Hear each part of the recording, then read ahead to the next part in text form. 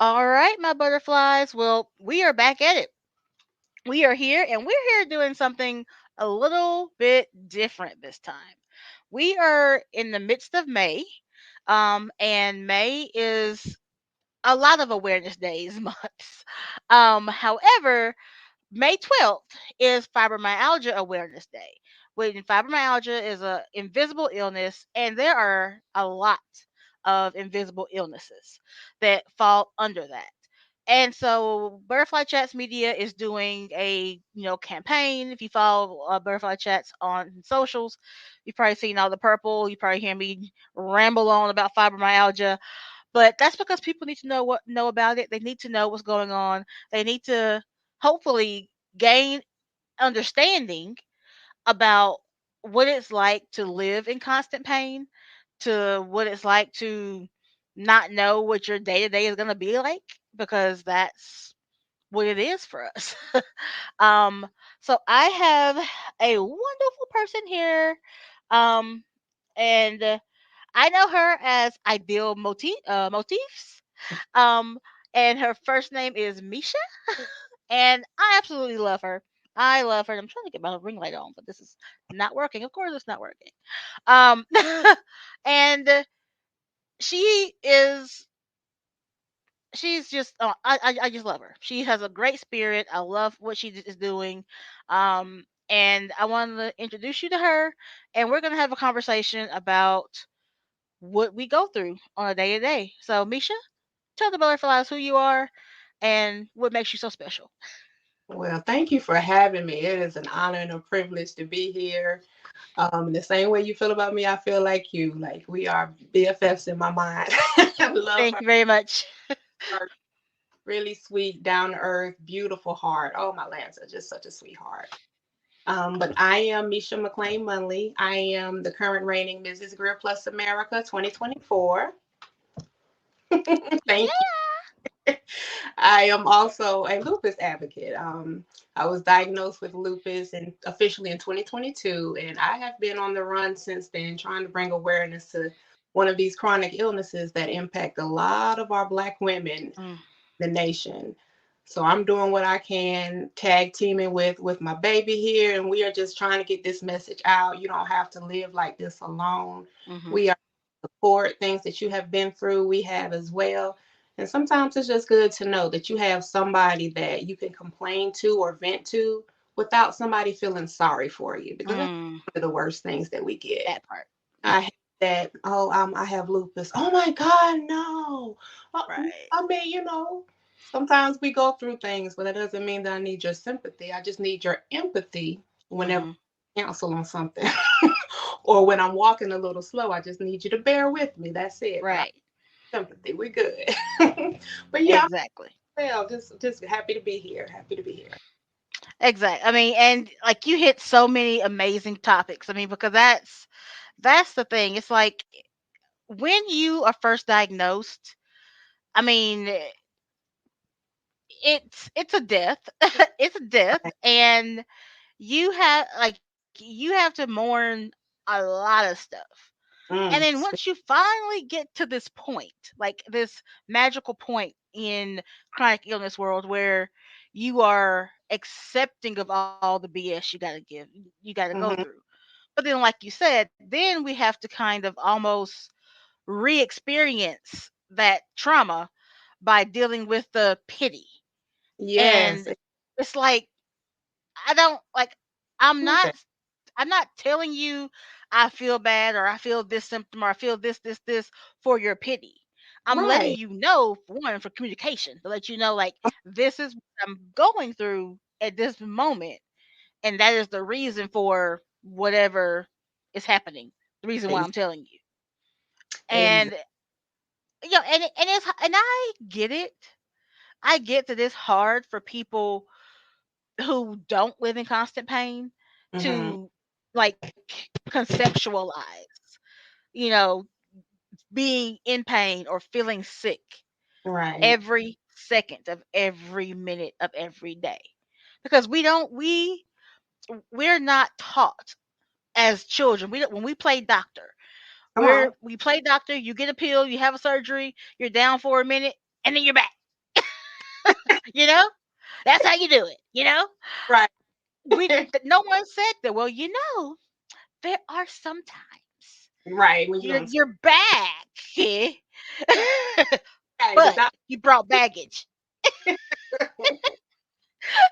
You know, is wild. and yeah. So like, how do you how do you handle those moments when people are like all of a sudden they see you as like an infant. When they hear it, when you say either they hear it or you tell them you have lupus or you're telling them whatever it is, a symptom or whatever you're telling them, and all of a sudden that look and that tone, how do you handle that? Well, I used to be one. Oop, you all right? Yeah, something fell in the background. I apologize. I used to be one of those that, like you said, I would relive my trauma. When I was diagnosed officially, I didn't know what lupus was, what it entailed. The only thing that I knew about lupus, I remember back from America's Next Top Model, there was a model who had lupus and she was super tired all the time, but they didn't really go into depth about what it was. Mess, things that are really, really painful. I've heard Right. about passing away from, so I'm scared. So like you said, I'm reliving that trauma when I get that. Oh my God, no. But now I've become to educating them about that. Mhm. Instead of, oh my God, no, no, I can live with lupus. But let me explain to you what lupus is. Lupus is an Right. autoimmune disease in which the inside of my body, my immune system, which should be attacking foreign substances, is actually attacking itself. So yeah, there's a battle inside of me daily with my lupus flares. My body is actually fighting myself. And then I'll throw in this. I heard this on Instagram one day. Lupus, because the only thing strong enough to beat me is me. Mm. And I'm like, yeah, that makes sense because lupus that's is internal. My body is Mhm. beating itself in essence. So that I just use this as a teachable moment because, like you said, a lot of people don't deal with what we deal with. Mhm. So sometimes you just have to come about it in an educating manner. Like, no, I don't want your sympathy, but just understand. That's all I'm asking for. We just want that basic understanding. We want our chronic illnesses to be seen because we always get that. But you don't look sick. Oh my god. Yep. Okay, what do we look You look like? fine. You look fine. Thank How you. Thank you. I mean, sometimes I use a cane when my legs have that extreme pain, and Mhm. sometimes I might use a walker as well. But other than that, how will you know? Like, what should I look like? And that was one of the propelling reasons I entered the Mrs. South Carolina Plus America pageant. I was approached and said, hey, would you like to? And if you do, you also have to have a platform. Mm. Light bulb. Mm. Right. Absolutely. I know exactly what my platform would be. So yeah, I don't fit the typical mold of what people might seem as sick because I don't look the part. But I Mhm. please still see me because my illness is invisible to you, but it's still very visible to me, Mhm. especially my body. So I just use it as a teachable moment, just pave the way and show them. I mean, and that's really all you can do. I mean, and I know in the beginning, for me when I was first diagnosed, it was a situation of, me feeling like I was gathering all this information and like all I did was educate. Like that's like every time I turn it around I'm having to like, people are like fiber what? I'm like Right. I know. It's a big word. I get it. You know? Like I get Yeah, it. And but really that's all you have exactly. because it's either they're going to get it or they're not. And once you explain it to them, it's really on them. Right, right. There's literally nothing else you can do about it. You're right. There's because we actually and literally have other things to be concerned about. Come on now, speak on it. So conserving our energy, like figuring out how we're gonna make it through the rest of the day. Did I? It's like how's tomorrow gonna be? We don't know. I forgot. Did I call today? I don't know. Exactly. So it's like how has your family been when it came to your illness? Honestly, My family has been very supportive now. Like there's nothing now. Even during this pageant, I was so stressed out and I wanted to quit almost every Mhm. week. But my parents, my family, no, you can do this. You got to get the message out. But Mhm. initially, oh, they were hurt. They were, oh no, my dad, I'm a baby's girl. Oh no, Mhm. baby girl, because I wasn't eating, which is not Mhm. like, especially black folks, we love to eat. Right. That's our love language. We'll feed you. But I All the wasn't. time. Lost my weight. My appearance had changed so much. And my parents are in the ministry and they also deal a lot in rest homes. They do hospital visits and things like that. Mhm. So it was kind of different for them to now, instead of me visiting someone in our church congregation, oh, this is my child. I'm Mhm. here while she's hooked up and to all these machines. I had been in ICU as well. I was suffering chronic pulmonary embolisms, stage 3 kidney failure. Like they were trying to process all of this as well by still holding on to their faith. Mm. Initially it was kind of rough, but again, our church family, we have a good strong support hold. I had people praying and praying. Mhm. Mhm. Even my children stepped up. Like my son, I thank God for both of my children, don't get me wrong, but my son, um, this was right around COVID as well, but he opted not to go back to school. He wanted to remain doing virtual because he wanted to stay home with me when I got out of the hospital. He didn't want me by, Mhm. like Mhm. my family really pitched in things that I normally would do as far as cooking, cleaning, things like that. They stepped in and started helping out.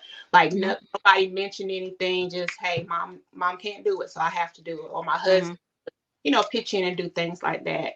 And everybody understood as well. Unfortunately, I lost my job as a result Mhm. of so much time off from pains and hospital visits. So we were down to one income, and Mm. everybody good. Hey, we can't always do XYZ like we used to. Let's try to save some pennies. Let's cut these lights off. Just little, Right. everybody just pitched in and did. But like I said, initially it was rough. It was, yeah, it was touch and go. But we just kind of supported each other. Everybody began praying more. We kind of got closer, I would think, as well, because the relationship that I have with my parents now is I understand a little more spiritually with them. It's easy to say, I believe in God or God is a healer. But until you're on your deathbed in your mind, oh Mhm. snap, you can't really it gets serious when it's you. Right. You can always encourage somebody else, oh, just keep the faith, you'll be fine. Mhm. But when it's your child, Right. you like, oh Mm. Lord, still there, right? Mhm. So yeah, I think that spiritually we grew a little closer, and Mhm. we are better now. Like I love them. I can't do anything without talking and including them. That's my support system, my family. Yeah. I mean, that's very. It's really really important to have that. To Mhm. have that support system. I mean, and I was actually just having that similar conversation with my mom here a couple days ago.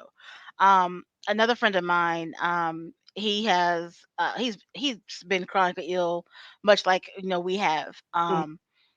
He has kidney failure. He's been on the transplant list. Come But he's just recently also had cancer scare. He had a skin cancer on. scare, and and it's been, it was like, dialysis, just all the things going back and forth. And, and he and his family is also very, very spiritual, very much in tune to, God and being, not say religious, but spiritual and whatnot, But I also, when, and I've known him for back college years, like, yeah, I don't even know. I stopped counting, you know. So I was talking to him, and because it's very, at least in my mind, it can get muddy when you're a Christian, when Jesus, the Lord and Savior as your Savior, but you in a hospital bed. Come on. But a doctor comes in, like in my case, and he's like, you got a 50-50 chance. Yes. So Yes. if you do the surgery, You might make it. Might. If you don't do it, you might be okay. Might. Yeah. So I'm like, dude, I'm gonna need you to, get a little closer on one side of that line or not. Like, how am I supposed to make a decision, sir? Exactly. So when you coming out with, numbers like that, I'm like, well, I mean, so I'm like, you have to, you can absolutely, you we couldn't make it without Jesus. Say That it. that let that be clear. Come Let's on. just put that down. But he made us human for a reason. Hey, And so it's like having our human emotions is something he expects. And good he point. ain't mad about that. Yes. He Speak like, so I'm like, make sure you are make sure you are honoring your feelings because you have them. right. You are allowed to feel whatever kind of way. Say so. Now, Even if you truly, truly is like, hey, I ain't no bother, it's whatever, then God bless you. right. I mean, But I know when, okay, my situation, I was at work, minding my own business. I passed out.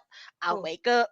Dude talking about I got an abdomen full of tumors. I'm like, what are you saying to me, sir? right. I just got my dream job after working 15 years in the restaurants and industry. Oh I'm man. working as a pastry chef. I'm like, my life just starting, sir. No, Like, why are we talking like this? right. you know? And you talking something 50-50. Like, I don't. Mm-mm, no, that's not a good eyes What, for what me. we what we talking about right now? And then and by the way, regardless, you won't ever be able to work again. I just got here. I've just Thank arrived. you. That part. Who gonna pay them student loans? Come on. Because they supposed to you be know. So until you face those kind of odds, right. that's a whole different spiritual conversation. Say, It's great when you out here, fighting them regular devils, but come when when it's them devils that's inside you, that's literally trying to take your very life. right. So that's why I was asking about support Mm, because and it's like it has to be the right kind of support. amen. Because I mean, and look, I mean, I didn't understand this because I mean, I didn't know I was going to be in this world. But there are going to be people that are going to fall off. Mhm. Just accept it. True. You may It's be a social butterfly, have all the crew and y'all 20 deep, you may end up with two. Just I mean, and people cuz people don't handle sickness well, don't. you You're right. know? Don't It really talk about it. Yeah. I mean they don't. And so how I mean, did you experience that? Did you experience friend loss, family loss? I mean, did you experience that drop off? Okay, I was fortunate. To be honest, I only had a handful of friends before. So you kept the circle tight from jump. Before So okay. my homegirls, I got like two or three that are my riders. Like I can go, I have gone like a month without speaking to them, and they will not stop reaching out. I had one girl reach out to my mama on Facebook, like, "Hey, I hadn't talked to her. She good?"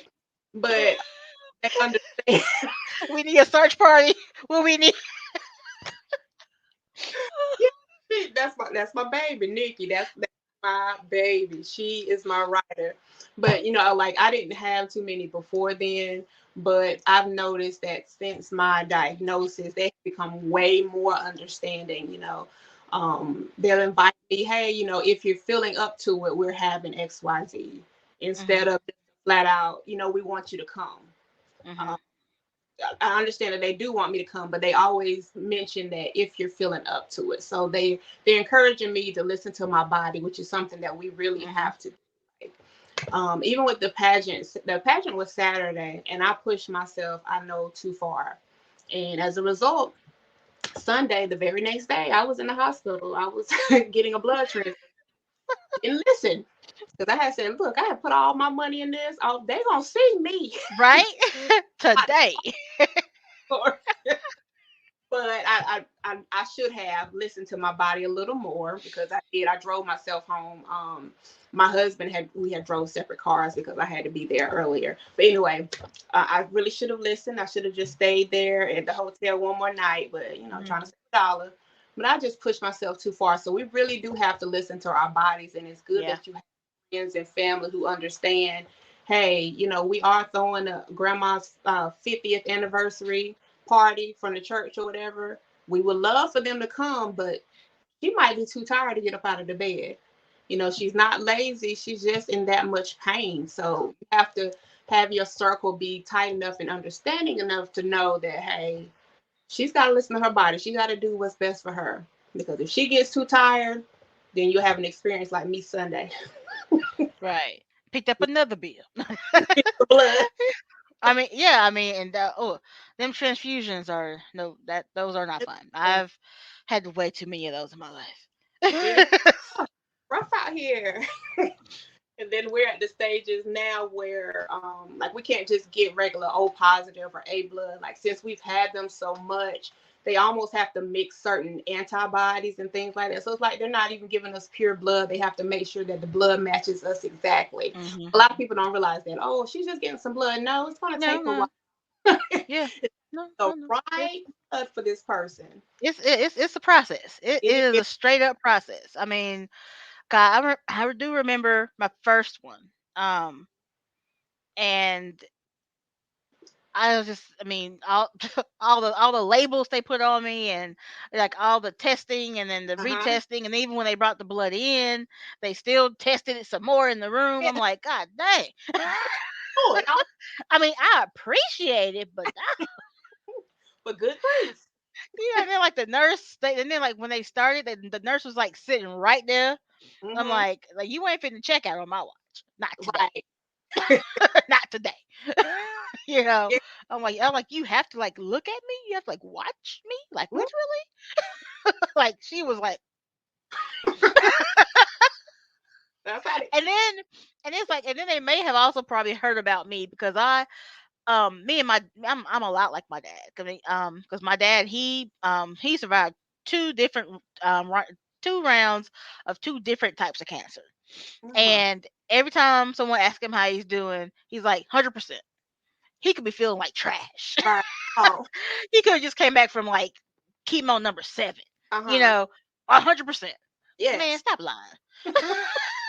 We just wheeled you into the house. Right. You walked out, but you wheeled it. You ain't 100%. But I end up finding myself doing. Oh, how you feeling? So yeah, I'm good. You know, I was Mm. like, no, I mean, I went to physical therapy last week, and I walked into the 3 other sessions beforehand, but I had to use my wheelchair for the one last time. And the therapist like, so how you feeling today? I was like, oh, I'm good. And he's looking at me like, As you and Big Bertha. he's like, and he just kind of looked at me. He like, and I was like, oh, the wheel the wheelchair. Yeah. He's like, I need explanations. I need words. But it's like, because, and I think for me, and you can chime in on that. It's like for me, it's just like I have experienced sometimes, and I say experience, but I think some of it also could be just like internal voices. It's like you feel like people are tired of you explaining, or tired of you complaining, air quotes. So when they ask, it's almost like that, how you doing today? And they're still walking, you know? Mm. So you just kind of throw out an answer because you really don't think they're going to wait for an actual response. And so, and I do that a lot. I just give the token, yep, I'm good. Like, you don't have time to hear all the things that are Everything. hurting Yeah. me right now. Because if I told you, like, how, like, everything that's in pain Come on. currently, you'd be like, why are you not at the hospital? Like, why? So, Agree. and that's the thing that we endure. Like, I mean, and that's why we are trying to get the word out again, not because we want your sympathy, not because we want you to be like, oh, they hurt so much. Mm-hmm. No, because that would get you punched in the face. Okay. You know, that's not the point. The point is what we're trying to tell you is that, for one, it is 100% possible for you to wake up one day and something happens in your body and it decides to just go crazy, Just like just like that, and you are all of a sudden part of the community. yeah, And you don't recognize yourself, you don't that part. recognize your body, nothing. Nothing that you knew is the way it was supposed to be. I agree. It is really rough. It is because, like you said, I was able to walk around on Saturday barely, but I was walking Sunday. Couldn't really move. I had to utilize my walker, just like that overnight. You could be Yeah, doing fine, perfect, like you said, living your best life, and yeah, then boom, your illness or flare hit, and now you can't move for 2 days straight. yeah. And then It I is, know we'll see. because It just you can't move. yeah, I know. Unlike my mom especially, I guess that's it's the mother in her. Well, what happened? Like, what made it happen? What did you like? I don't. That That's After 10 years of being in this body, it's like I stopped asking what happened. It's like it. I probably breathed wrong. yeah, you I never. like. I mean, a bird probably flew over the equator backwards. I don't. I don't know what Because happened. say to like track your symptoms. What did you do? Yeah. Not work, but you're exactly right. I could have blinked my eyes too many times in 1 second, in 1 minute, Mhm. and now boom, I'm not feeling well. You're exactly right. It's that uncertainty that is really nerve wracking with our illness. Like that's why I don't really plan too much. Hey, I just I gotta wait. know, and it was, and I do believe it was, and because of me, I'm on social media too much, but I think it was you that made a post about like even like even you like being happy, like even the change of emotion, Yeah, any excessive change of emotion, whether you're extremely happy or extremely sad, that can kick off a flare.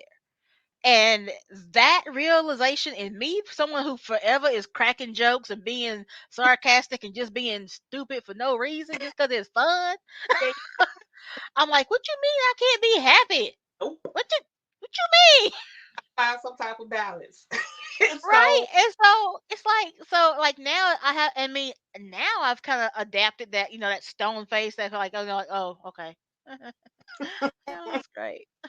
yeah, you know, but it's like, and I mean, it's like it does make you appear emotionless, because I guess technically you are. girl, you have to be to a certain extent. You have to Yeah, be. Oh, yeah. I know, is cause see, me and my sister also, like, my sister also has fibromyalgia. mm-hmm. Um, and she she's taken to it way too well. She's just like, I don't get upset about anything, like nothing, and she Yes, doesn't. her. She just she's just like, I give no craps. It's like whatever. It's like, Oh, us. do you, boo? Right. I'm over here minding my business. I'm just like, That be that way though. Like you really have to be. It is wild. And I hate to talk about the stereotypes, but like, we females, we get excited sometimes. We see a pretty dress or I mean, we're not, it's true. but it's hard trying to manage your emotions as well as being on top of all of this. It's rough. I mean, it is, and it's like, so I, my overall dream for, you know, like, my business, what have you, is to make the family unit be more inclusive and more understanding of that family's, illness structure. Right. So, like you said, like, I mean, and it's great that, you're saying, yeah, your support system is pretty well, understanding and tight, and it was also very challenging in the beginning. Mm-hmm. Um, But and so you have grown children. So that it sounds like you have like well grownish children. Senior high Oh, school. okay. Oh, well, okay.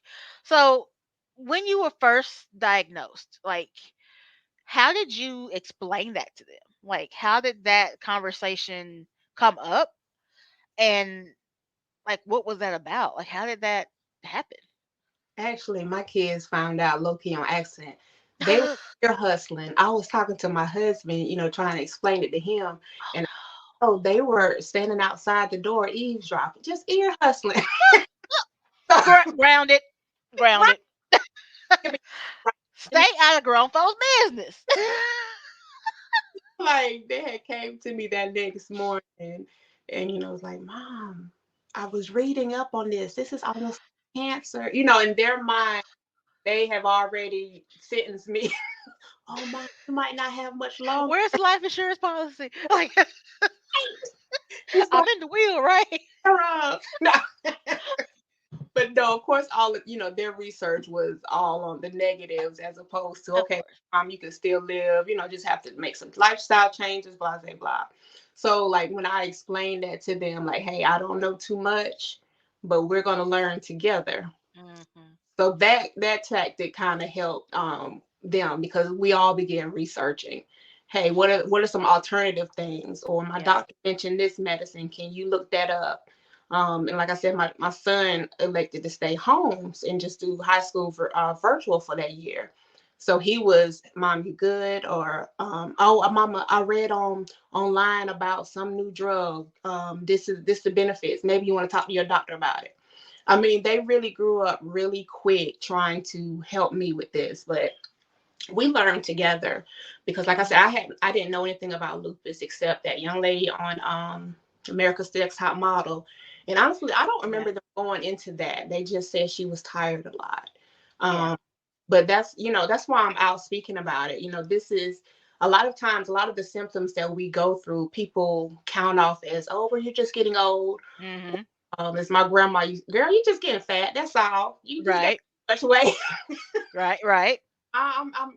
Things really happen. People really do get sick, regardless of their weight, their age, or whatever the case may be.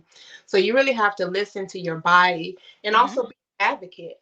I know we mentioned, we've talked, we always say that I'm fine, or, things great, but sometimes that we got to watch that. We have to, especially when we're talking to our doctors, please, ma'am, please, sir, let your doctors know how you're feeling. I don't care Yeah. if toe has a slight ache, let them know, because there could be Hmm. something preventative that can be, that might be a sign of something that we can prevent something in the future. Please be an advocate. Hmm. I'm like, I hate to pull this card, but you're low key paying them. Like you're Yeah. paying copay. You're keeping them in business with with your health. So please let them know I'm not feeling well, or Hmm. today I'm not 100. I'm 75. Oh my, Right. please let them know, because by me talking to my doctor, excuse me, about some of the pain that I was having, we were able to get my kidney failure under control. I had caught myself. I was telling them, no, I'm fine, I'm fine, I'm fine. No, I wasn't really. I was just Hmm. trying to save face. And then we get that to, a lot of, um, we're black, and I don't really see too much of myself in the medical field. So sometimes I don't Uh-huh. have that relationship with a lot of the physicians and things like that. So I was like, you know what? I don't care that they don't necessarily look like me, but I'm going to tell them I'm not feeling well. You Hmm. I'm going to let you really know how I feel. So we were able to go ahead and get this under control, so that it did not become dialysis for me. Mm. There's certain signs and certain things that you can mention to your doctor, whether it's big or small to you. Please, ma'am, please, sir, let your physician know, Hmm. so we can do any preventative measures so that it doesn't get that bad. Absolutely. And while we're on that topic, if you absolutely do that, like that is essential. Mm-hmm. Because like you said, why go in there and pay the copay if you're just gonna lie to them? Come on. Like you can do that over the phone. I mean, I'm like, just don't do that. You know. So if you go in there and if you do tell your doctor the quick and the dirty, and if you still feel as if you're not getting anywhere, Find you another one. Yes. Stay out there. Now, because listen, I had to do this, and well, it's not recently now, but it's going on a year now. But so probably about a year ago, I just just kind of like bit the bullet, pulled the trigger, whatever you want to call it, and I like literally fired all of my medical team. I was with these doctors for various reasons. For Mhm. one, it was like, oh, well, like my general practice doctor, I was with them because they were pretty much the family doctor. My Mhm. dad saw them, my mom saw them. I'm like, it was just the easiest doctor to go to. He was Right. cool enough. It was nothing really wrong with him. He was nice. He listened. It was cool. But then once my symptoms started getting very complicated, it did become where I needed more of a specialized doctor. Mhm. Um, and not, and that's why they have specialties. Not every doctor's gonna know everything about everything, Exactly. Yeah. you know. And some of the doctors, I mean, like some doctors just shouldn't be doctors. They're out there, unfortunately, Right. you know. You're right. And let me, even if even if you are already diagnosed, even if you're already in this world, and you're in that system with your specialist, if you feel you're not getting anywhere, if your symptoms are getting worse or stagnant and you're not comfortable, change. If you speak E- up and they're still not moving in a way that makes you feel as if you are like you can they can't you can't be their number one, but the at least make you feel like they're listening to you. That's important. Ask them, because I mean, I was terrified when I did that, because I Right. feel like, well, what if I can't find another one? I mean, now, true enough, I did tons of research Yeah. before I actually left them, because I wasn't gonna just be have no doctor, you Right. know. But and then, like, again, to another point you made about them not looking like us. When I decided that this is what I was going to do, I was like, okay, if I'm gonna do this, let me try and find doctors that look like me. Yes, Black, that's so female, important. youngish, you know. Because actually, the doctors I had were all older white men. Mhm. Nothing wrong with old white men. I love old white men. They're Right. great. Right. You know, love them all. Great. So. But, don't come for me in the comments. I'm just saying, love old white men. You know, I'm just saying, sometimes Me in my that's, house. thank you. And I actually did this. Now, this may not be the move for everyone, but what I ended up doing is, for my general practice doctors, I actually went to here we have a teaching hospital down here, and the interns, they Mhm. have a clinic where the second and third year interns do their little rotations before they head out, right? So that's where I go for my general practice care. And they're all young, they all have the latest information. Come on. Yeah. Yeah. And when I got there, there were like women all up in there. I was like, and most of them had tans, couple of them Mhm. were black. One of Yes. them was from Jamaica. I'm like, hey girl, got some bean or something. And when I did that, that is when the progression of positive treatment Mm. began for me. Too. I mean, my pain management got under control, Mhm. and things started to actually happen. Yeah. Um, they were actually listening to me. You know, Office visits longer than 15 minutes. Where do you find that Right. at? Come on. Who do Yes. that? So again, that may not be the answer for everyone, but know that if you are in an area that has teaching hospitals, and if you have a complicated history, that might be an option to consider. But Okay. I would definitely consider, I mean, if you want someone who's, male and, gay or queer, I mean, you need someone that can understand your world and the things that you say the way you say it. You You know. know, we I'm don't sorry. need to have to worry about code switching when we trying to live. That. Let me tell you. So my first doctor. was a Caucasian lady, kind of older. I had first went to her. She was like, "Well, did you ever smoke cigarettes in college?" She labeled me as a former smoker. Wow. My doctor now, Dr. Antoinette Rhines, love her to death. She's dripping in melanin. She said, "Have you ever smoked?" I said, "In college." She said, "Girl, that don't count." So just that one question, different interpretations. Like you said, there's like she understood. In Mhm. college, that was maybe two or three, and I was trying to be grown cigars. I tried to smoke and didn't even finish. Probably took 2 or 3 drags off of it, started choking and gagging. Cough, cough, cough. Couldn't Yeah, have breathe. I'm good, good, I hold, I'm good. But like Right. that alone, and I was thinking, had I stayed with that previous provider, would my lupus have gotten under control as quickly as it has now? Yeah. Probably not. Because like I said, she's a black lady, she's a doctor, she's a black woman doctor. So I could really express myself to her and I could be like, oh, okay, I love that hairstyle. That junk is bad. And she'll understand that when I say that hairstyle is bad, I'm not talking in a negative manner. She gets me. So like you said, that really is important. The racial disparity, that is so true in the medical Mhm. field, unfortunately. But if you don't feel comfortable talking to a certain ethnicity or a certain sex or sexual orientation, that's your right. There are patient advocates that work at facilities that you can go to and talk to Mhm. them about those things, and they will help you explain that to your physicians. So don't feel alone. And I learned this in my support group. Like you said, you have the right to switch doctors. Don't ever feel, like Mhm. you have to stay there because of medical reasons. I mean, not medical reasons, but like financial reasons, or Mhm. like I said, because I've been going all my life. Okay, so it's time for a change. It's time for a change. Exactly. I mean, and then even like one even final example for me, it's like um I've been I have chronic anemia. Um and that's been years. I mean, IV infusions every 3 months, blood Mm, transfusions. Like I said, I'm girl, my right.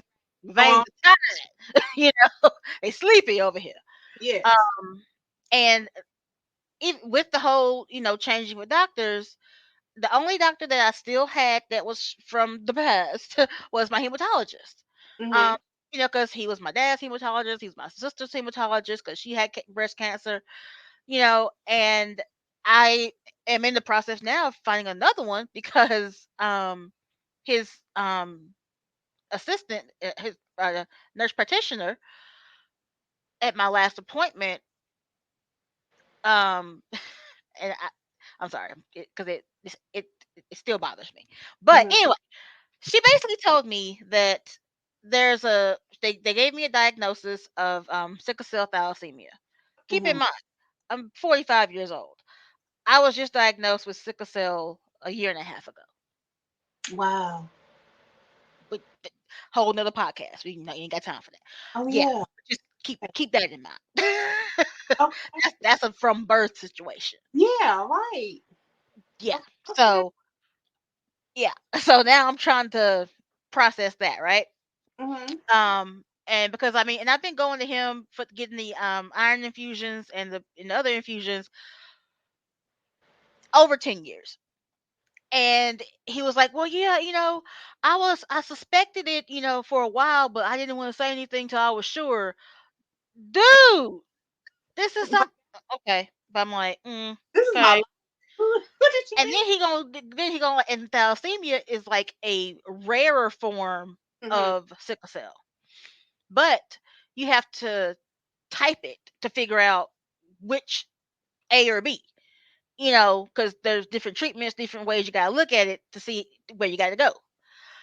So basically, um, the practitioner told me that, well, yeah, you have the sickle cells and the smaller blood cells, and yes, your blood volume is low, and it's just gonna stay low. That's just how you are. Um, but the test to run to type it is too expensive to run it, so there's no point to run the test.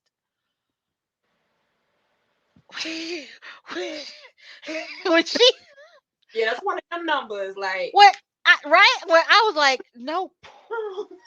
And so, and like my family calls me 10 because apparently I get excited about things. So when she said no point, again another one of my daddy traits, I immediately went to the head and started scratching my head. I'm like, don't cuss out. Don't. Don't Like I ain't got no camera rolling. I ain't got nothing in here to prove that I ain't hurt this lady. just just pick come on now. just pick the knots in the back of your head and Right. ask the follow up questions. you know. But yeah, basically they have no intent to run the test. And then I'm like, okay. I said, well, then, what do you suggest for me to handle my fatigue and the pica that I have? Like, well, just find things to, substitute for your ice cravings, and just set a schedule because fatigue's just part of life. All right. And I was like, at this point, I'm like, let me get my shit. I'm just like, cause I'm gonna need a witness here in a moment. Right, because I'm total confusion, and I'm not even in the office with you. What? Right? And then she's like, well, I just feel like I just never give you the things you want to hear. You don't give me, you don't.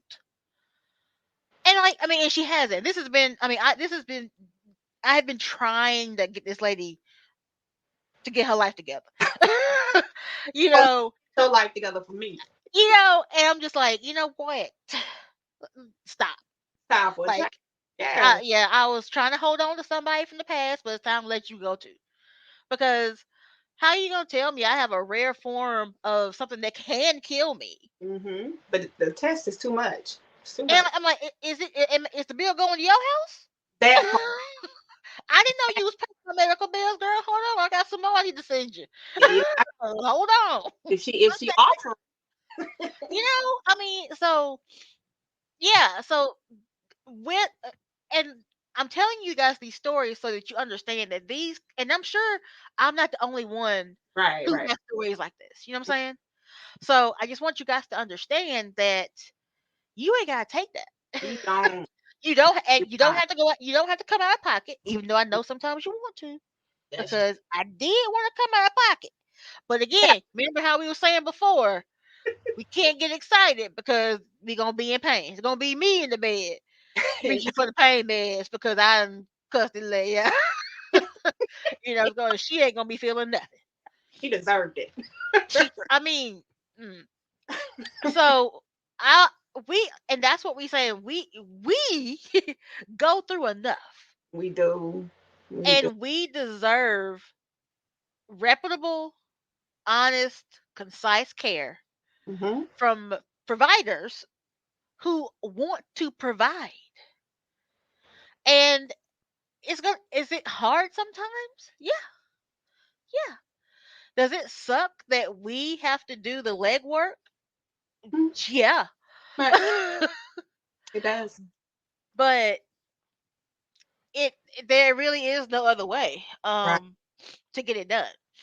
Um so I mean, got my eyes watering. Lord, look at me. Look. Uh oh. Got me tearing up over here cuz Oh, that one hurt a little bit. first But of I know, right? Yeah. But just know that if you need help getting started with trying to find a doctor, reach out. right. I'll give you help. We can figure it out. Me too. You ain't never lied. That's you got to be like the same way I am with my children when I take them to the doctor. You have to be like that with We yourself. just What you about to stick her with? What's that gonna do? Like it's okay to ask them questions. Mhm.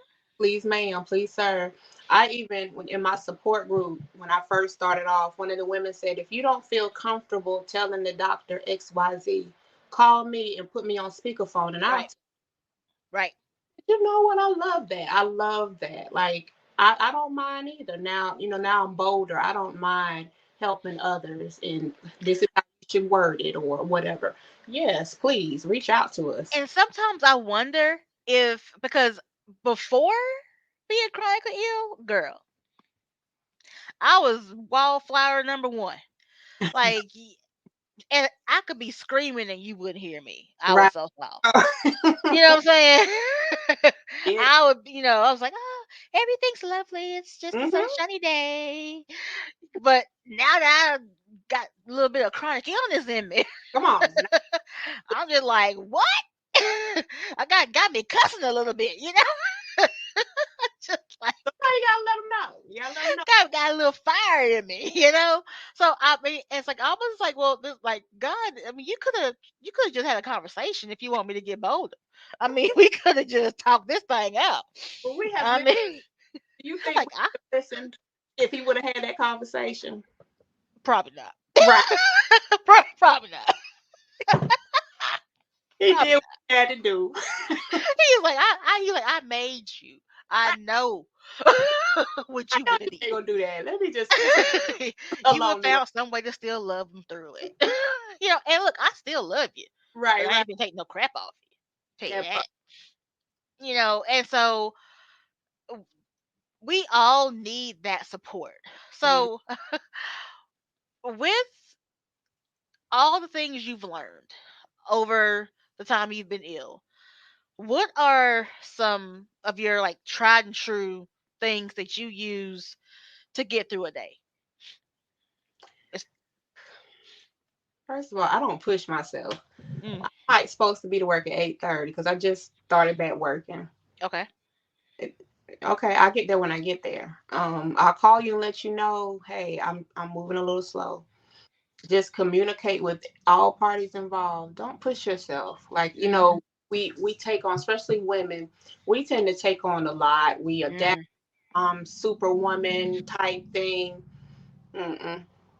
No, no, no. Don't do that. Especially unnecessarily. Sometimes we need help. Sometimes it's good to take time out for you. But during that day, I make sure as soon as I get up, I just lay and I rest a while. I don't get up until I'm good and ready. Okay, kids, you have to ride with your dad to school because I'm just moving a little slow. Make sure I take my medication. And then also what I've been doing, I mean, I've always prayed in the morning, but I've also been meditating, like just Yeah. a little time, maybe 20 to 30 minutes with no phone, no TV, just Mhm. really in tuning to me and God on the inside. Like not even saying anything, just that quiet moment, Yeah. get myself situated. And I pray a lot and I talk to myself. I find myself talking to myself a lot more. Okay, good. I don't feel so bad now. Okay. Okay. Now, so that's a thing. Okay. Yeah. Whew. I be Good. having, I was like, what did I come over here to do? I mean, and people are And, like, how? No, I'm talking to me. I'm having a staff meeting of myself right now. but Y'all. yeah.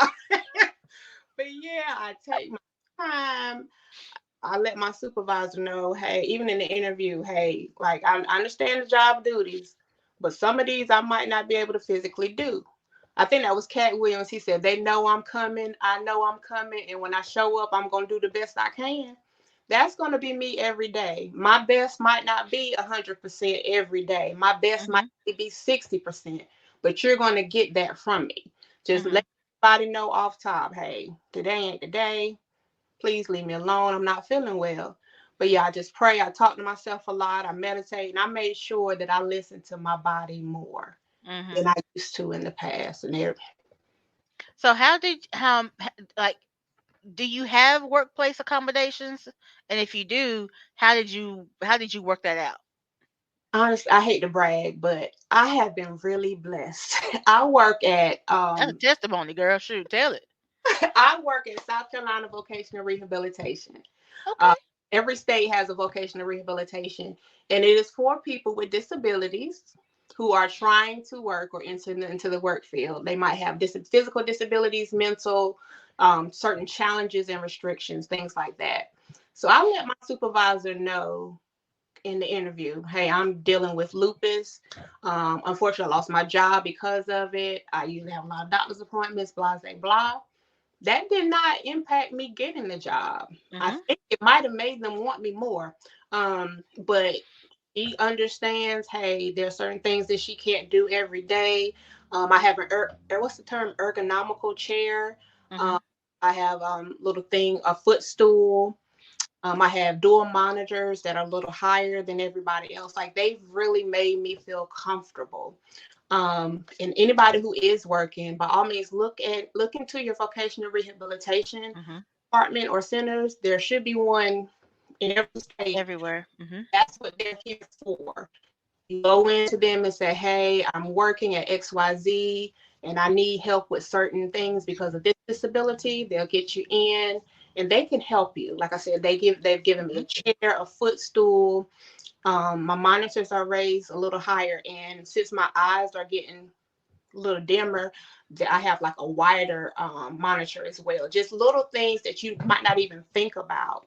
Hmm. Um, those who are on the phone, they can get you a headset. Just different things that might be able to help you. And then they also have jobs specifically for people with Hmm. disabilities. My location, we have a job workforce training center. People who we have women in who have mental disabilities and as well as physical disabilities. We have them in a work training center, and they're getting paid to work in the center, doing little small jobs and things like that up until they can, regain their strength and confidence to re-enter to the full workforce. But they'll help you try to find jobs. So by all means, reach out to them and see how Yeah. they. Yeah, because I actually I have my vocational center here, WRC. They have a similar setup. They have that where they'll help you get, like outside of the home jobs, Mhm. as well as work from home jobs. Yes, yes. And then also, like you said, they'll help you with equipment, especially if it's a work from home job, and like that job requires you to have certain type of equipment, desk, chairs, Hmm. whatever. Right. um they'll provide that stuff for you. Mhm. So definitely look into that. I know one of my podcast episodes is about that. I can't remember which one, but Yeah. yeah, definitely look into vocational resources. Hmm. Um, they're there Really everywhere. are. Now you do have to have a medical need. I don't want everybody, going, hey, they said Yeah, it's this. everybody going over there. I have a cough today. No, Yeah, yeah.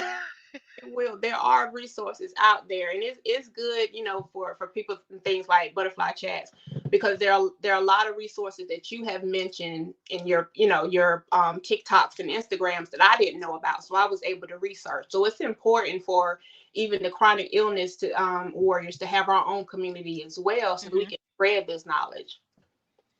Exactly. I mean, and yeah, but and that's really the biggest point of me doing, this particular campaign.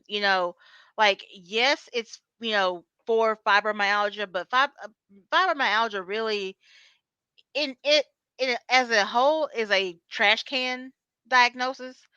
They diagnose you with fibromyalgia when they really don't know what you got. Mm. And It, then they'll give you that diagnosis to just start looking for other things. mm, So it's like, okay, so I mean, like, 'cause, like, even like with me, like, so now I'm like, okay, do I have fibromyalgia, or am I actually going through sickle cell crisis when I'm in pain? I don't know. it's, it's Take so it right out. similar. Yeah, they're so. Yeah. So, it's, and so that's the thing about it, but either way, people need to understand it is a thing, Mm-hmm. and that invisible illnesses, because even like, like lupus, uh rheumatoid arthritis, Sjogren's, Hashimoto's, like Mm-hmm. all of those things all fall under those under that category, and they are all individually devastating, Yes. you know and a lot of us have a couple of them at the same time. So it's like, if you have any one of them, Yeah, this is bad it's a enough. wrap. No? But you mess right here and get two or three of them, and then, I mean, you Yeah. yeah, yeah, you know.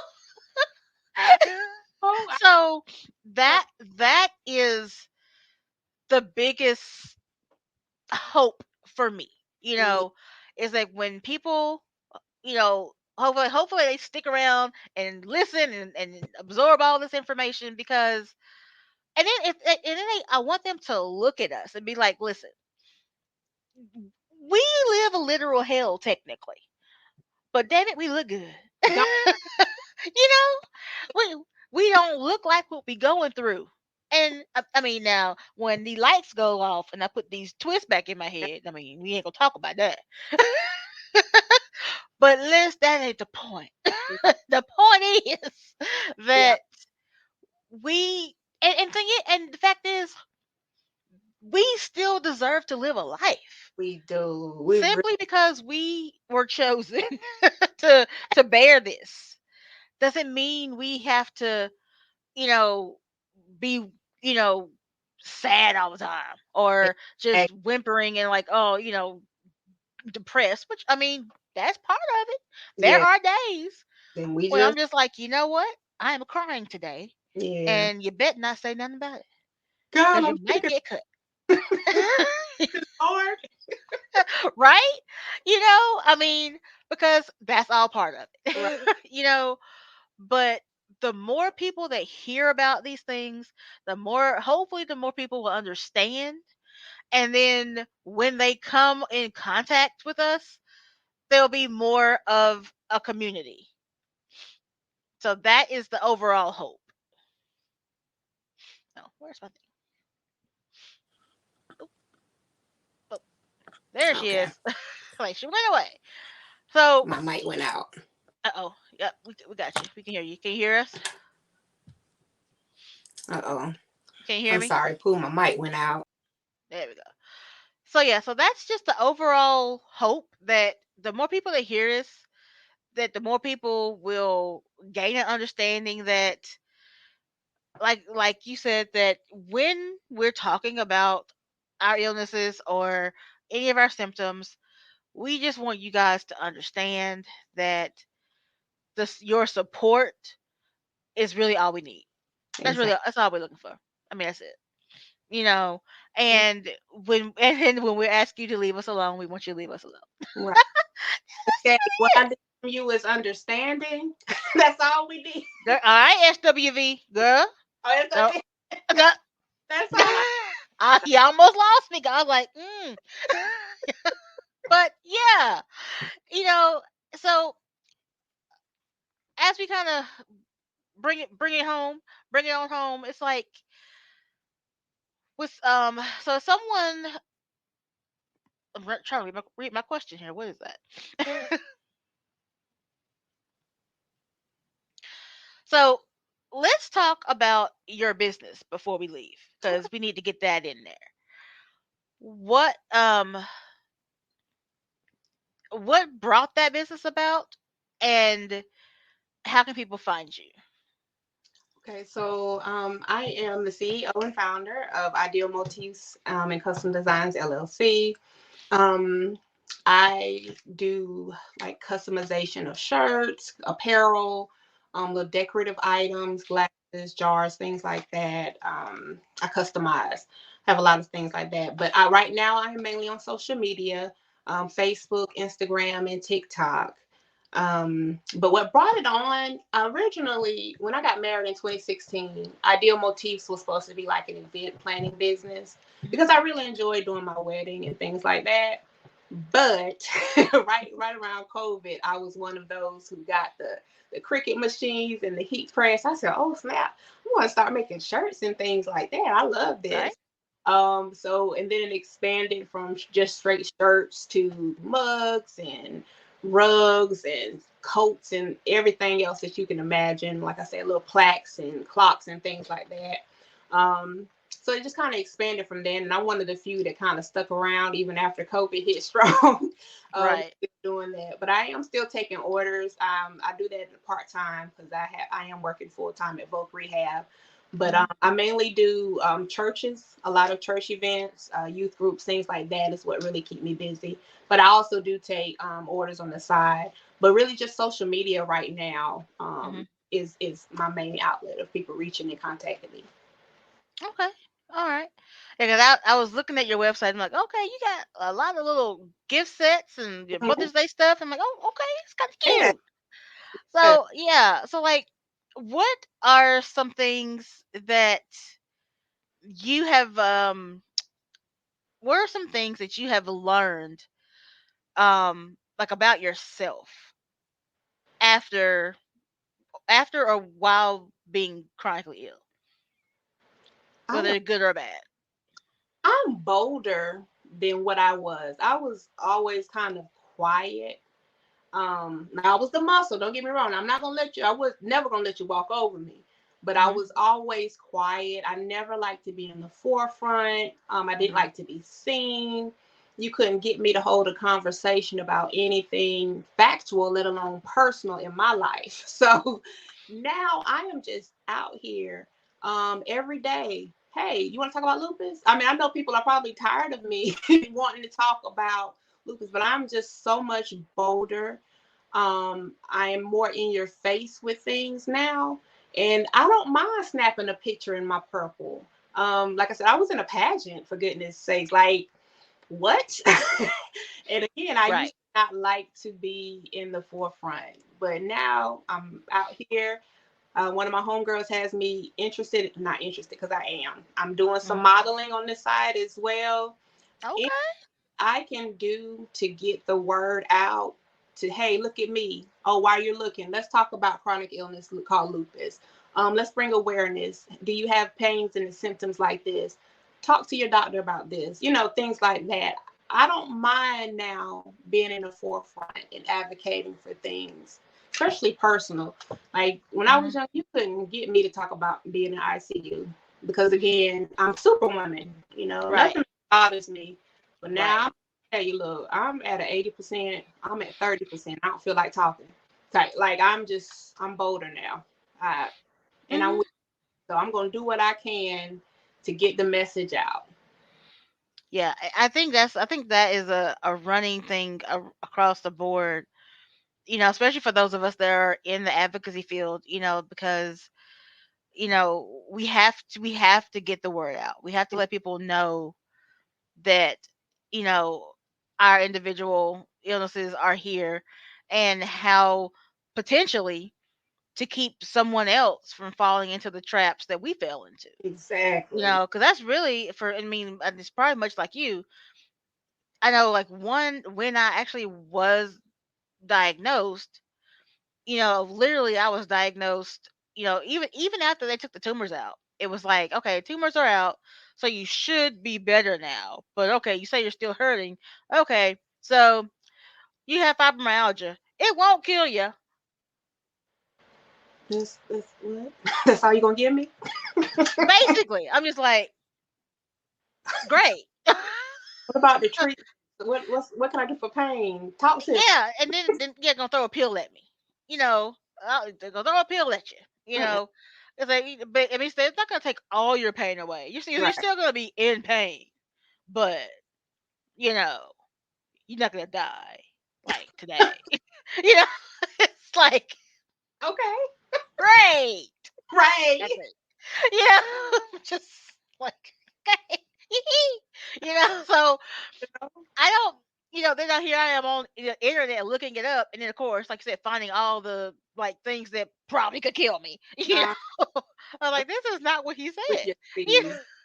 But so I wanted to be a source of information so that people could be like, Yes. hey, okay, okay, it's not like horrible. It's horrible, but it's not like horrible.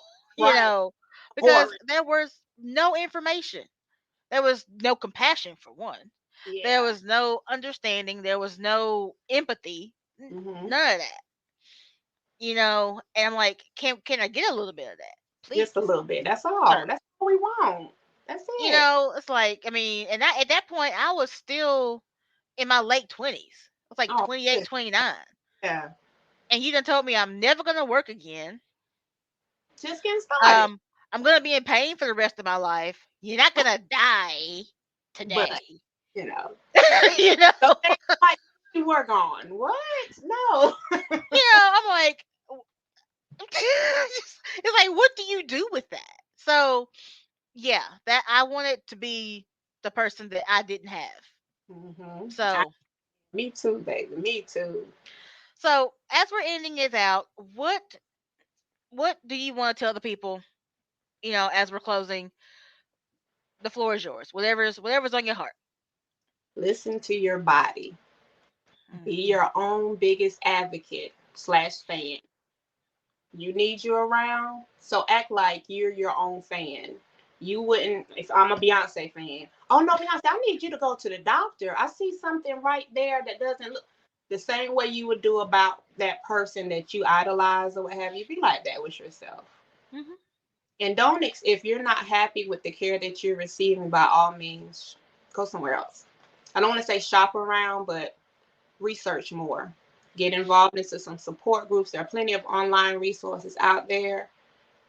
Get you the help that you need and don't accept anything less. All right. Well, and on that note, um, this is just gonna be part one of our roundtable, and we're gonna have some other amazing advocates coming up. So stick around for part two of Fibromyalgia Roundtable. And Misha, thank you so much for giving us your No, time, give us your my pleasure. energy. I love you. I'm So, all right, butterflies, I will catch you around in social media streets. See you later. good night.